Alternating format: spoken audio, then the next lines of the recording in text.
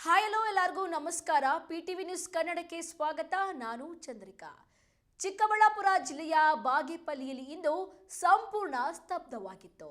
3 ಬಾರಿ ಶಾಸಕರಾಗಿ ಆಯ್ಕೆಯಾಗಿರುವ ಎಸ್ಎನ್ ಸುಬ್ಬರೆಡ್ಡಿ ಅವರಿಗೆ ಸಚಿವ ಸಂಪುಟದಲ್ಲಿ ಸ್ಥಾನ ನೀಡಿರುವುದನ್ನು ಖಂಡಿಸಿ ಕಾಂಗ್ರೆಸ್ ಕಾರ್ಯಕರ್ತರು ಕರೆ ನೀಡಿದ್ದ ಬಂದ್ಗೆ ಸಾರ್ವಜನಿಕರಿಂದ ವ್ಯಾಪಕ ಬೆಂಬಲ ವ್ಯಕ್ತವಾಗಿದೆ.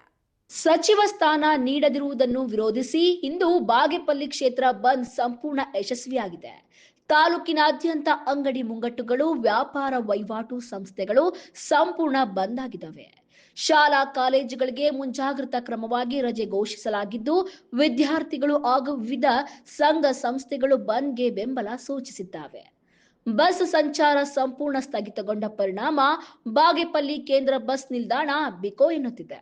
ಬೆಂಗಳೂರು ಹಾಗೂ ಚಿಕ್ಕಬಳ್ಳಾಪುರಕ್ಕೆ ಕೆಲಸಕ್ಕಾಗಿ ತೆರಳುತ್ತಿದ್ದ ನೂರಾರು ಪ್ರಯಾಣಿಕರು ಮತ್ತು ಕೂಲಿ ಕಾರ್ಮಿಕರು ಸಾರಿಗೆ ವ್ಯವಸ್ಥೆ ಇಲ್ಲದೆ ಪರದಾಡ್ತಾ ಇದ್ದಾರೆ.